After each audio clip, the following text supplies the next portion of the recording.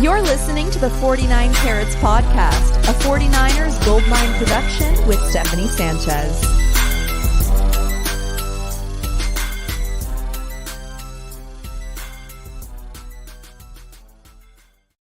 What's going on, everyone, and welcome to another edition of the 49 Carats Podcast. I'm your host, Steph. I am doing this live once again. Some of you on YouTube may have seen that I attempted to do this 49ers defense, Seahawks offense preview video a few hours ago before the Thursday night football game. However, that was a big fail. I was having some audio issues. It sounded like I was underwater, according to one listener or one viewer.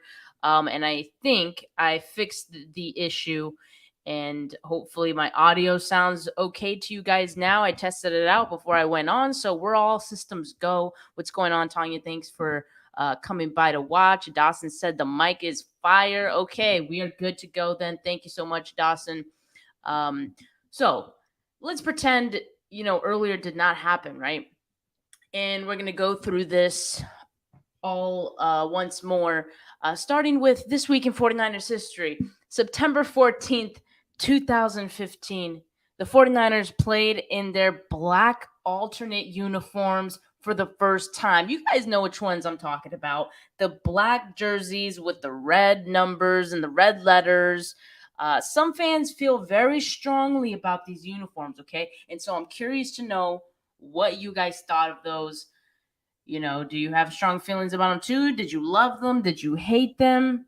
Me personally, I was kind of neutral. Like, the concept of having black uniforms is cool, right? But I also don't feel like the 49ers have enough black in their logo or anywhere to begin with to really justify like a black uniform. And also, the gold helmet with the black also looks kind of funny. And black jerseys with red letters is just very hard to read. So, that's kind of my stance on it. Again, I'm somewhat indifferent, but I don't have very strong feelings about it. I thought they were kind of cool, especially like the Kaepernick one. Keith said he thought it was the earbuds. No, it was not. I didn't even have earbuds on earlier. But I tested my audio out. We're all good this time. Keith says Niners alternate uniforms should be sourdough Sam outfits. So what would they have? Blue? They'd have blue bottoms, and then what would their jersey color be? Just like red? That'd be pretty funny. Dawson says gold or white outline could have worked, or just do a full red uniform. Maybe should have been the color rush. Yeah, I think that would have probably been a better color rush. Although the Bills have an all red color rush, so maybe that would have been a bit of a conflict there. But yeah, it's a fun little history tidbit on the 49ers. I know a lot of people are happy that, those black alternate uniforms didn't become a permanent thing. But we'll go right into some 49ers news here. Look. George Kittle, Daniel Brunskill, they still have not practiced this week, okay? I'm getting a little worried. On KNBR today, though, Kyle Shanahan said he'd be shocked if Brunskill made it, but it looks like Kittle has a chance. So this was kind of what I was feeling, too. Like, George Kittle, to me, is the kind of guy, he's just at that point in his career, and he's that good where I don't need George Kittle to practice at all before feeling good about having him out there on the field on Sunday, right? He could take mental reps if he needs to. But, I have confidence that he would be okay starting the game, even if he didn't practice all week. So I don't know. That could be something that Kyle Shanahan would consider.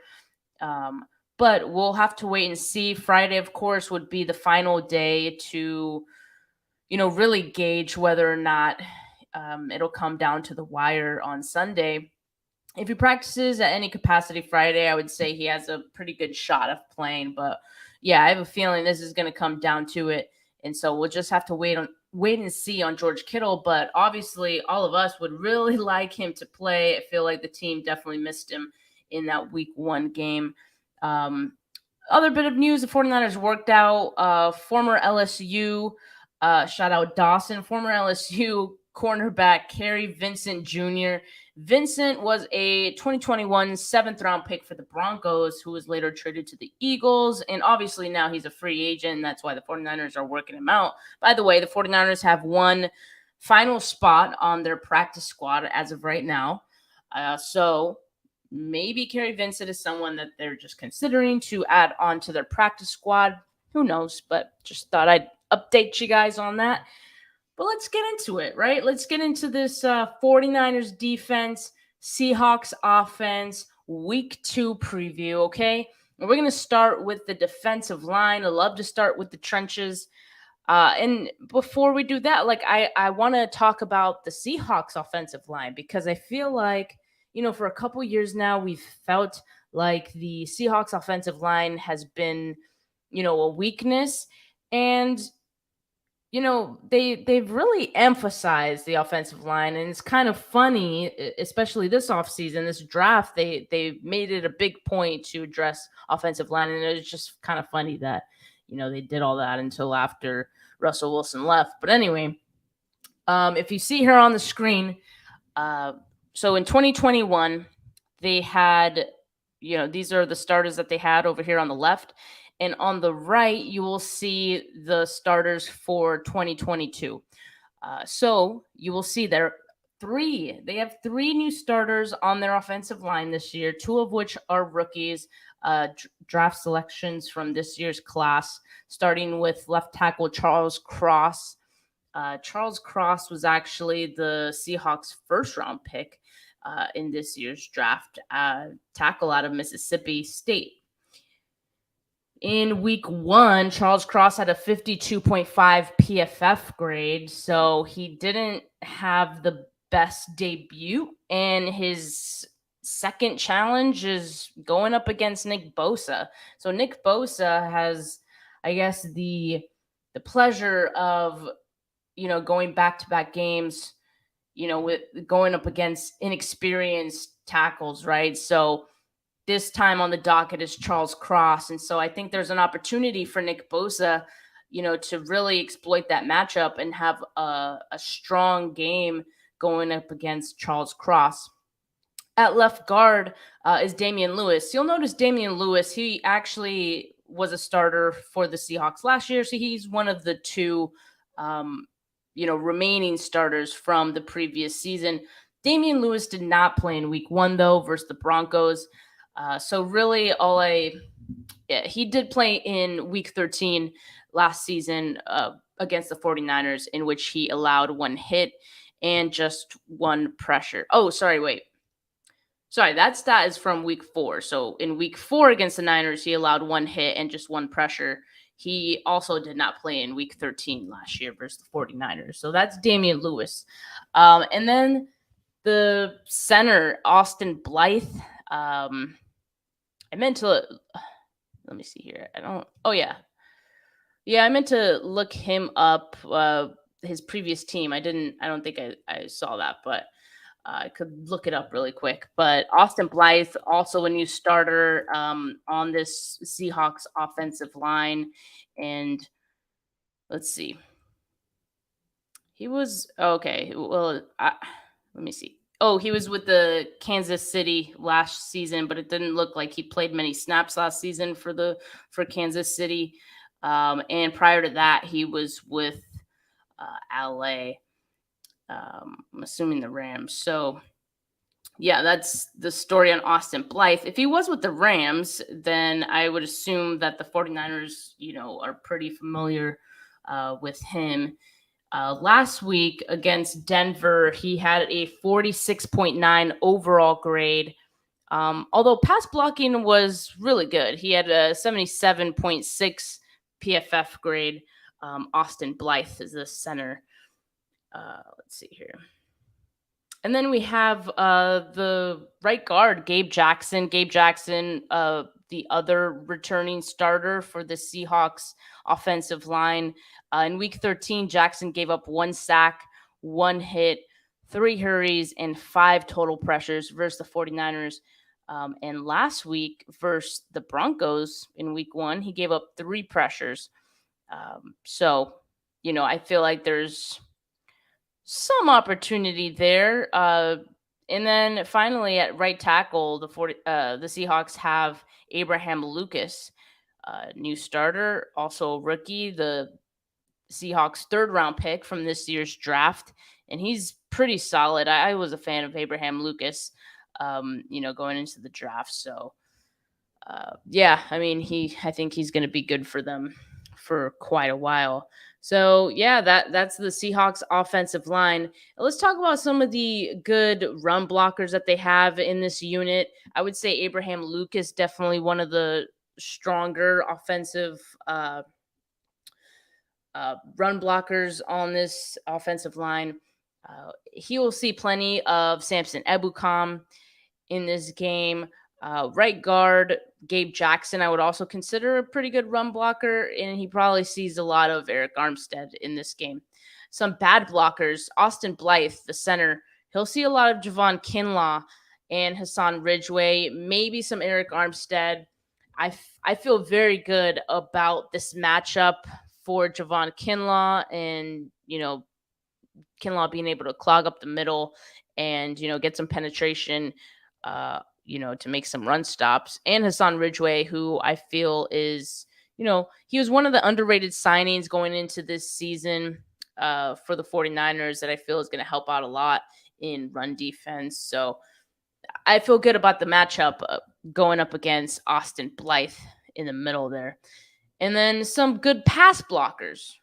All right, so we talked about run blockers. Now let's talk about some good pass blockers for the Seahawks. Center Austin Blythe. So Austin Blythe. He's a pretty bad run blocker, but he's a really good pass blocker. He had an 81.7 PFF pass block grade in week 1. And now, again, like I said, he's going to see Javon Kinlaw. Javon Kinlaw, I think is going to be a challenge for him. He might give him all that he can handle, and we'll just have to see if Blythe can hold up in pass protection. Some other good pass blockers on the Seahawks offensive line, I would consider Abraham Lucas once again. I think he's just really solid, at least from what we've seen, right? It's a very small sample size in the NFL. We only have that week 1 game to go off of, but he played really well in that game. And so if he can keep that up, it could be another good showing from him. Then we have right guard Gabe Jackson, another good pass blocker. So you can see I mentioned the right tackle and the right guard. So the right side of the Seahawks offensive line seems to be early on, right? Like it's only week 2, but I would say that it feels like that's the strong part of their line. And so it'll be interesting to see if the 49ers, move some things around, maybe want to move some guys over to that side. Nick Bosa, who has mentioned that he wants to make it a point to switch the sides that he's rushing off of. Maybe he wants to try rushing from the right side if Samson Ebukam is having some trouble going up against Abraham Lucas. I don't know. But I feel like it's going to be hard. It'll be a little difficult for Nick Bosa to leave, going up against Charles Cross, because I feel like that's a very favorable matchup for Nick Bosa. So we'll just have to see. Speaking of, though, let's talk about the bad pass blockers. So I mentioned Charles Cross. Let's talk about it. He'll be lining up against Nick Bosa, as I mentioned. And Charles Cross, he had a 31.7 pass blocking grade in week 1. Not good at all. He allowed 2 sacks, 2 hurries, and 4 pressures. So not a good game for Charles Cross in his first game in the NFL. And, he has to play against Nick Bosa now. So I would expect that it's going to be tough sledding for him once again. If you have one bad game, I can't imagine he's going to get his footing, in the next game going up against Bosa. So that's just something to keep an eye on. I feel really good about that matchup. But again, I feel like the right side of the Seahawks offensive line is, so much stronger. So that's something to keep an eye on. Maybe Samson Ebukam might have a harder time And maybe Eric Armstead as well. We'll just have to wait and see. But that, for right now, that's the way I see things going. But you just never know. All right, let's talk about running backs. The Seahawks running backs. So in week 1, it was Rashad Penny who was the starter and took the bulk of the carries. In fact, Travis Homer, who was the other Seahawks running back, he had just 1 carry in this game.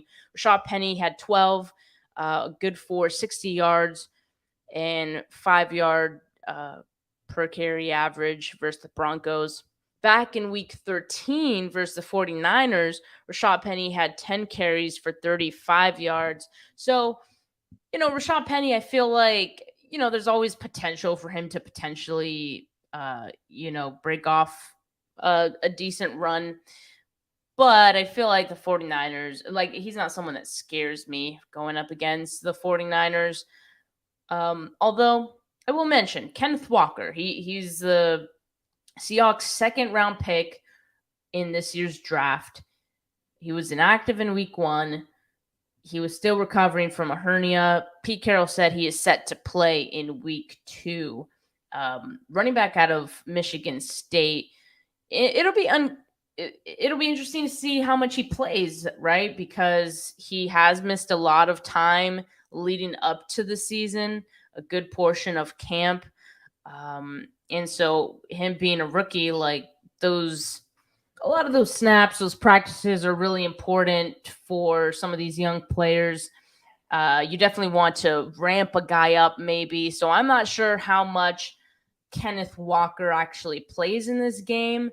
But I do know it seems like he's going to be active for sure. And so we'll just have to wait and see how much time he actually plays out there. So the 49ers will have to look back at his Michigan tape to prepare for him, given that, we don't really have much tape of him, from the NFL, obviously. And as Keith says right here, Kenneth Walker was a beast at Michigan State. Yeah, indeed he was. So definitely, someone I'm a little nervous about, right? Because the 49ers, again, don't have much tape on him from the NFL level. Obviously, you only have this Michigan State stuff. So you don't really know how the Seahawks plan to use him. And also, it's a mystery how much he's going to play in this game, as I mentioned. So it's kind of that one's a bit of a toss-up, a bit of a mystery. So we'll see what happens there.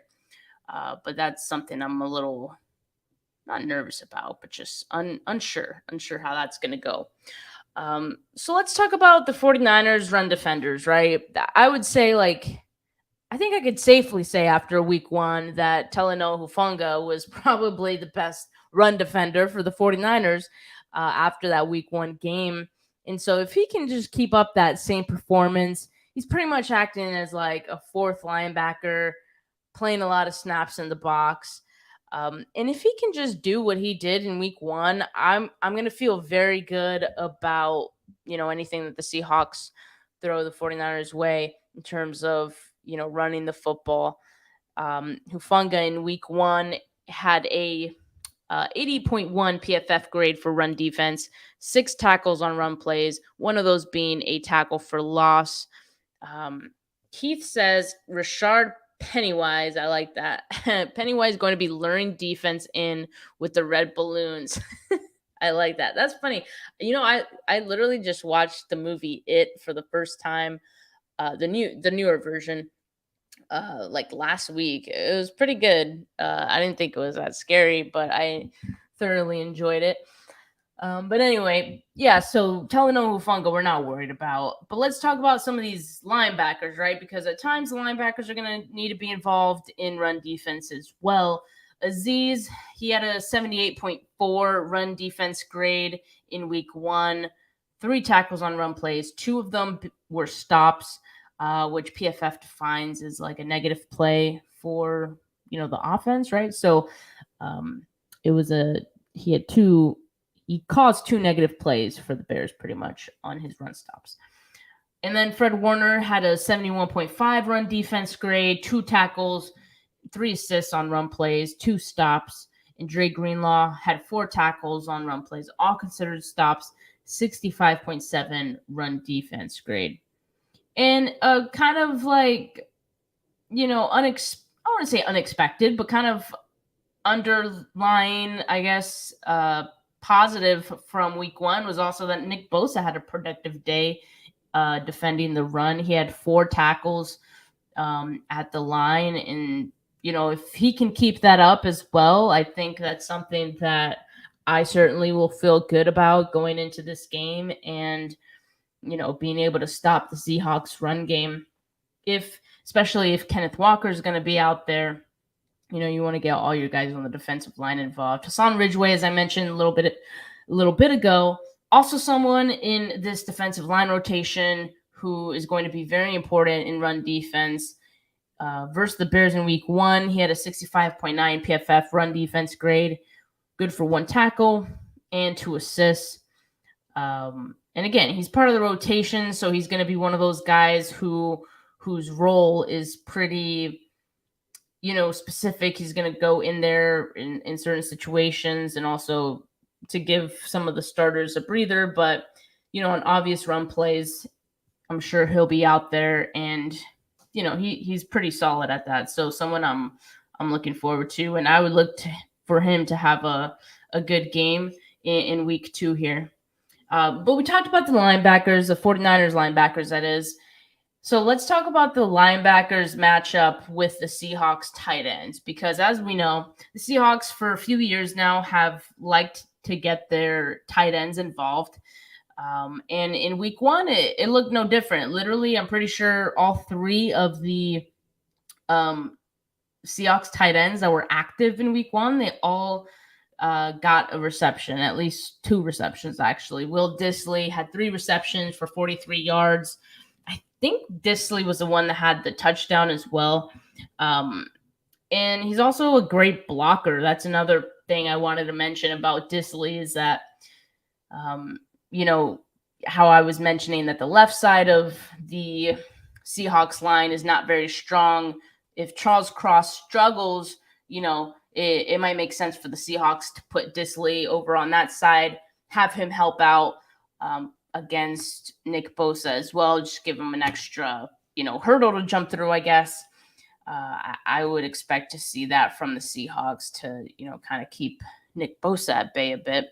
And then the other tight ends, so they have Colby Parkinson, who had 2 receptions for 43 yards against the Broncos, and then Noah Fant, the offseason addition from the blockbuster trade involving Russell Wilson. So the Broncos sent Noah Fant as part of that trade. He had 3 receptions, but only for 16 yards. So like I said, they like to get all of their tight ends involved in the passing game. And so it'll be interesting to see. I feel good about our linebackers, right? I feel good about the 49ers linebackers in coverage, especially Fred Warner. He was targeted just once and didn't allow any receptions in week 1. Same goes for Azeez Al-Shaair. The only thing I'm a little concerned about is Dre Greenlaw, right? I think we can all agree after watching week 1, Greenlaw was a bit of a problem in more ways than one, right? I mean, in coverage, he was targeted 4 times and he allowed 4 receptions for 70 yards. That is per PFF. But I have the suspicion that PFF counted the Equanimous St. Brown touchdown. I feel like they counted that against Greenlaw because if you look back, Greenlaw is the closest defender, so I think PFF just said, "Oh, it's his fault. He wasn't on him."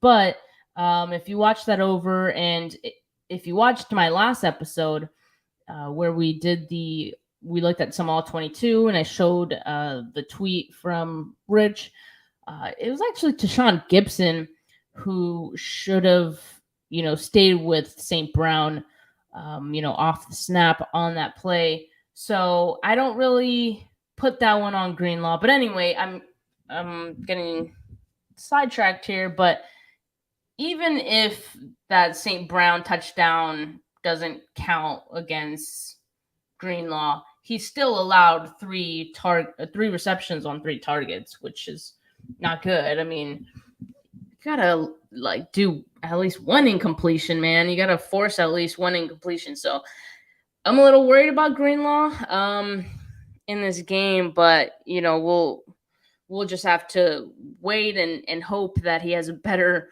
week 2, right? I feel like it can't get much worse than a week 1, right? So hopefully it's a better game for Greenlaw. And of course, like I said, I'm not one to worry too much about Fred Warner and Azeez Al-Shaair. Keith says Bosa's going to add 2 pieces more versus Seattle. He has 19 more pieces in 16 games. Yeah, what Keith's talking about here, if you guys don't know, Nick Bosa said he wants to get a 20-piece, as in he wants to get 20 sacks this season. Not only is he saying he wants to get it, he's literally signed someone's jersey or helmet or something like that with 20-piece. And so when a guy does that, you figure he means business. He is going to do it. He is manifesting it. So yes, Keith thinks that Bosa is going to get 2 sacks against Seattle. I could totally see that happening, especially against Charles Cross. Especially, I know it's going to rain, but it's not going to be like the monsoon in Chicago. So I definitely would still feel good about Nick Bosa having a good game. So I think 2 sacks is pretty reasonable. And yeah, he's definitely going to want to make up for, the game on last Sunday because, again, they couldn't really do much. So I'm sure Nick Bosa wished that he could have gotten more sacks in that one. But let's turn our attention to the 49ers cornerbacks or the secondary versus the Seahawks receivers.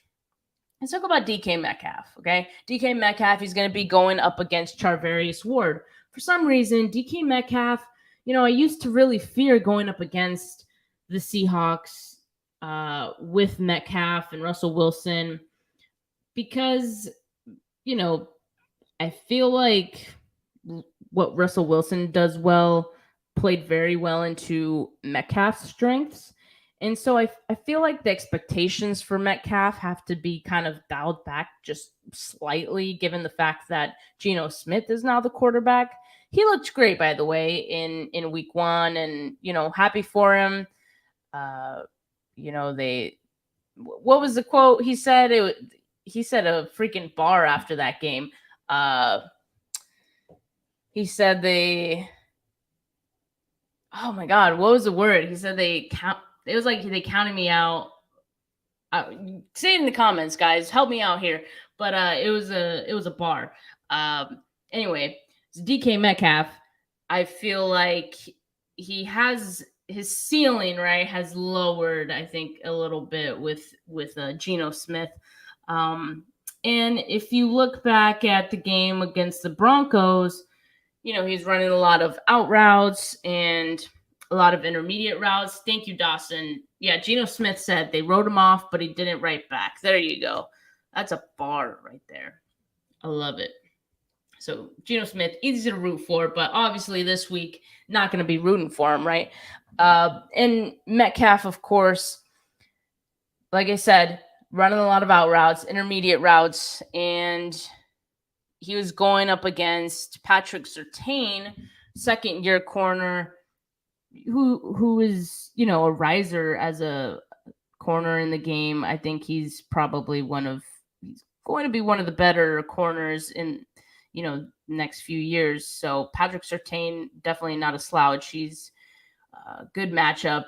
And so Metcalf finished with 7 receptions for 36 yards. And this tells a story, I feel like, because 7 receptions tells you that Metcalf is the unquestioned number 1 target in this offense. But the 36 yards tells me one of 2 things. Obviously, Patrick Surtain had some part in that, right? Limiting Metcalf's game to an extent. But also, I feel like the Seahawks are also going with a very short game approach, much like we've seen with, Jimmy Garoppolo and the 49ers offense, where it's very dink and dunk. I'll talk more about that in a bit, but I feel like we can probably expect to see a similar stat line for DK Metcalf in week 2 as well, going up against Charvarius Ward. Granted, I hope that it's less than 7 receptions that Ward would allow, right? And I think there's a good chance for that just because, playing in the conditions that the 49ers played against the Bears in Chicago wasn't favorable. Ward, he finished with a 53.9 coverage grade versus the Bears. And so I think better days are ahead for Charvarius Ward. And I was actually surprised to see that Ward was targeted 5 times. He allowed 2 receptions. And his biggest assignment of the day was to, cover Darnell Mooney, who, throughout the offseason has been hyped up and all things like that. So you really had to pay attention to Mooney.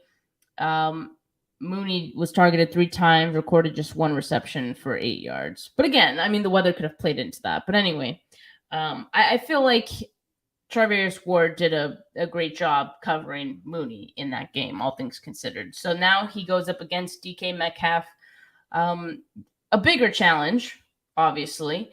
But I think it's going to be a really good matchup between both of them. And, I feel like DK Metcalf, he's going to get his, right? Like 7 receptions in week 1. And so he's going to get a lot of targets.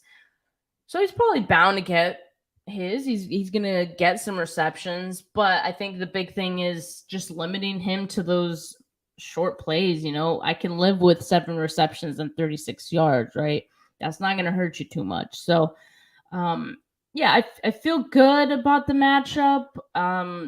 And I think the role that Metcalf is in right now is good for the 49ers defense. I'm not worried about, a really big play.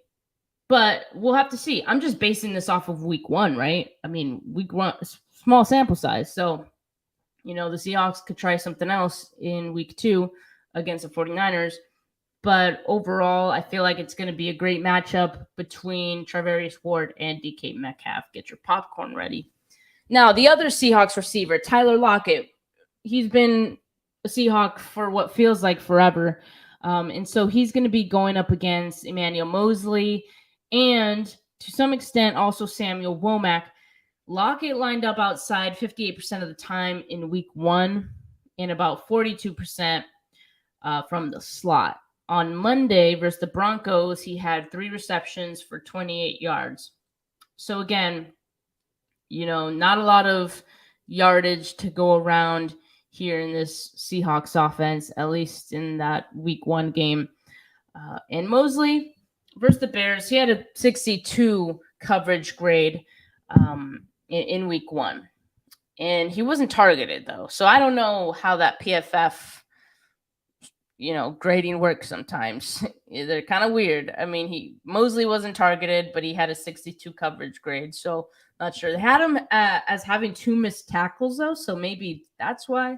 I'm not sure. But I also feel like this could be a good game for Moseley. But, Lockett, he's a veteran, experience. He's savvy. He's a good route runner. So there's always potential for Lockett to have a big play. And so Moses is going to have to be careful. But on top of that, Samuel Womack's going to have to be careful, and he's going to have to be on his A game because, he's a rookie, and we're excited for him, right? Like, we know he's going to be good just based on what we've seen from him so far. But as D'Amico Ryans kind of alluded to earlier when he spoke with the media today, Womack still has some things to work on. He did look good in week 1, but he's still a rookie. Like he's got some things he's got to clean up. So Womack, he had a 66.4 coverage grade in week 1. And again, so Tyler Lockett, being the experienced veteran, maybe could give Samuel Womack a challenge. And I wouldn't be surprised to see the Seahawks, test him out early in the game and see what they could get away with Womack. But I feel good about, what Womack has shown us so far, and I feel like he's up to that challenge. And so hopefully he keeps up the good performance in week 2. But here's an overlooked thing, I think. Marquise Goodwin, former 49ers player, 49ers legend. Could this be a revenge game for Marquise Goodwin? I don't know. I only ask because I feel like every former 49er who plays against the 49ers ends up having a good game. Like, what's that about? Freaking Dante Pettis gets a touchdown on us? Come on now. But it's Marquise Goodwin. He'll probably mostly see Emmanuel Mosley because I figure when Lockett goes to the slot, they would have Marquise Goodwin on the outside opposite DK Metcalf. So it'll probably be Emmanuel Mosley going up against Goodwin, which I think favors us, right? Like they both are pretty familiar with each other. Goodwin, the veteran, but like older now. So, I don't know if he's quite as fast as he was before. If he is, obviously he has that advantage over Emmanuel Mosley, but we'll just have to wait and see. Goodwin only had 2 receptions for 22 yards in week 1, but he might have. I feel like he might have a big play or something on Sunday. I don't know why. I just can't shake the feeling. But like I said, it might just be because I feel like every former 49er has good games against the Niners. I don't know. They just turn it up against them for some reason. But yeah, altogether, I feel like the Broncos did a pretty good job of defending the Seahawks receivers. And so I would expect a similar, if not better, performance from the 49ers. The Broncos, they have some good pieces on their defense. In fact, they have a few former 49ers players on their defense, but they don't have Vic Fangio anymore. And so at times that kind of showed in that week 1 performance for them, right? Obviously, the 49ers defense is better than the Broncos. I could say that just based off of the week 1 performance and also going back to, last season. So, I think the 49ers have that going for them. But always, Pete Carroll, he's got some tricks up his sleeve as well. And you can say that Pete Carroll has Kyle Shanahan's number. And so he, again, he might try some slick shit. But anyway, let's talk about. So we talked about the corners. I haven't talked about the safeties yet. So the safeties, I'm not going to talk much about, Hufanga, because I just feel like we know he had a really good game in week 1. And we know that if he just does that again, we'll be in a pretty good spot. If he could just limit the Seahawks run game like he did the Bears in week 1, I'm going to feel really good about this. And then the other thing that D'Amico Ryans mentioned in the presser today, someone asked him about the Dante Pettis touchdown. And D'Amico Ryans pretty much described it as a breakdown in coverage. And he cited that he pretty much said you can't have guys, running to the quarterback before the quarterback has even crossed the line of scrimmage. So as you guys know, once the quarterback, runs past the line of scrimmage, he can't throw the ball anymore. So as long as he's behind the line of scrimmage, there's still a chance that the quarterback can make a play, especially someone like Justin Fields, right, who can throw across a field like that on a dime and find a wide open Dante Pettis. I mean, props to finding that wide open guy, but he wouldn't have been wide open had Talanoa Hufanga had just stayed on his man, who was Dante Pettis. Again, something we also looked at in the last episode, if you guys want to watch that one. But yeah, so D'Amico Ryans mentioned that, and that's a hard lesson learned, right? Because it ended up being a touchdown for the Bears. But, in a way, it kind of makes it so that hopefully you don't make that mistake again. So I feel like Hufanga, he's going to have that in the back of his head now. And Hufanga is also like the kind of player who, really takes any mistakes that he makes. You can tell that it kind of, bugs him a little bit, eats away at him. So that's a good thing, right? You want that to piss him off because you don't want him to do it again. So yeah, in coverage, Hufanga can, improve a little bit, but like I said, in the run game, he's lights out. So I feel good about him there. And you might be wondering about Tashawn Gibson. Tashawn Gibson was on the practice squad last week. They elevated him to be able to play in the week 1 game versus the Bears, his former team. But they elevated or they signed Tashawn Gibson to the 53-man roster earlier this week after the game. So he's now on the roster. And so you would expect that he's going to be the starter once again in week 2. And, altogether, I feel like according to PFF, he graded out pretty well in week 1. I know I mentioned that the Equanimous St. Brown touchdown was probably on Tashawn Gibson, which I don't think PFF had that one going up against Gibson. So they graded him out well, but I wonder he would have probably been, actually, he should have been graded a little lower. He was 80.3 overall in week 1 and then 70.8 in coverage. So I would ding that a little bit. I don't know how much because I don't know how the point system works for PFF, but again, I feel like he'd probably be dinged a little bit. But overall, like, he was fine, not terrible. He's not Jimmy Ward, but he's serviceable, sure. So those are the 49ers safeties. Now, okay, let me get to some comments here because I see some comments. Kevin says, just join the chat. Was there any discussions on 49ers running back game this coming week? Interested in Jordan Mason's outlook.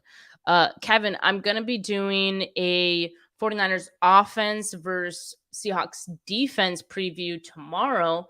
And I'll definitely touch more on Jordan Mason.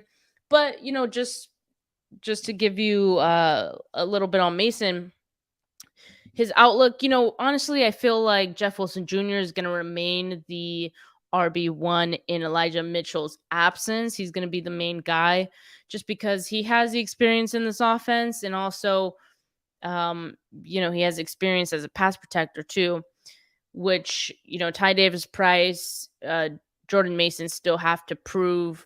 As Kyle said, they have to learn to play without the ball, meaning they have to be able to do all of the other things that running backs are responsible for doing besides, running the football. We know that Jordan Mason's a really good running back, but, he's got to work on some other parts of his game that's going to earn him some playing time.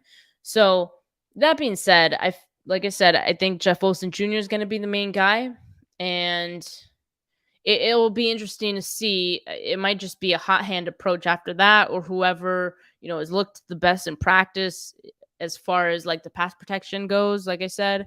But I feel good about Jordan Mason being the guy after Jeff Wilson Jr. To me, Mason has just proven to be somewhat of a more polished running back, like right at the gate. And, not to say that Ty Davis-Price can't get there, but, Mason has just looked ready, So we'll just have to wait and see. But like I said, Jeff Wilson Jr. probably going to remain the main guy. But I agree. He has looked good throughout the preseason. All right. Now let's talk about Geno Smith, right? Lastly. Okay, so Geno Smith, what's the challenge with Geno Smith? As we mentioned, like he looked pretty good against the Broncos. Certainly didn't look like a team that, is just going to tank. Like Geno Smith can definitely carry you to a decent amount of wins this season. And suddenly, after watching the game, you feel like, okay, maybe this game against the Seahawks isn't going to be so easy. So I think that's fair to say, right? The challenge of, guarding Geno Smith, I wouldn't say that he's not a run-first quarterback. He's not. I mean, most of what he did was from the pocket. But, he's very athletic as well. So he has that ability to escape the pocket and extend plays. Actually, one of the touchdowns, I think it was to one of the tight ends. It was actually very similar to the Justin Fields one against the Niners a little bit. because Geno Smith escaped the pocket and the Broncos defenders come up to, try to make a play on Geno Smith. And Geno Smith just like tosses it right over. They leave the tight end wide open, and Smith just tosses it over to the wide open guy, and there's no one in front of him. He gets the touchdown. So kind of similar. But that's just what I'm saying. Like, I don't want to call him like mobile because he just has the potential to like escape the pocket and things like that. So he can do that. And so that's a bit of a threat, right? Like I said, he had that play against the Seahawks on Monday. Sorry, not the Seahawks, against the Broncos on Monday. And so those are things that the 49ers have to be careful to kind of, I guess, contain him, right? Contain him in the pocket. And one thing I did notice was that, the Seahawks offense, it appeared to be capitalizing off of the short game. And so I mentioned this earlier, right? 49er fans, we know all about the short game because that's what we've been seeing, for the last few years with Jimmy Garoppolo at quarterback. And it could be very effective. It could be very successful. It could be very efficient. It is very efficient when it works, right? And it's a very good way to march down the field, get your offense going. And so Geno Smith's average intended air yards and this is from Next Gen Stats, was 5.1. That was the lowest of any quarterback in week 1, his average intended air yards. So that just goes to show, how committed they are to this like short game thing. And also it makes it so that Geno Smith gets the ball out very quickly, which I think is, like I said, very similar to, Jimmy Garoppolo. Just have him throw to his guy and, get that play out of the way. Let's just keep moving the ball. So it's very dink and dunk. And in some ways, when it works, it's hard to defend because when a quarterback gets the ball out quickly, there's not too much you can do. The 49ers just have to make sure that they are, they follow through with their assignments and they cover their guys well and their responsibilities. And just, if you force incompletions on these short plays, then you really have a problem. And what goes hand in hand with that is if you take out one aspect of the offense to make, the Seahawks one-dimensional. So let's say the 49ers, stop the Seahawks run game and make that pretty ineffective. You're going to force the Seahawks to throw in a case where I feel like they would want to be a little more balanced, right? Every team wants to be balanced so they can have their runs set up the throws. But if you make them one-dimensional, then it becomes a little bit easier to stop the, the passing plays because when they're coming, what's coming, things like that. Anyway, Geno Smith, he finished week 1, 23 of 28 for 195 yards and 2 touchdowns. And he added 6 carries for 14 yards. So, like I said, I mean, this isn't like some super scary team.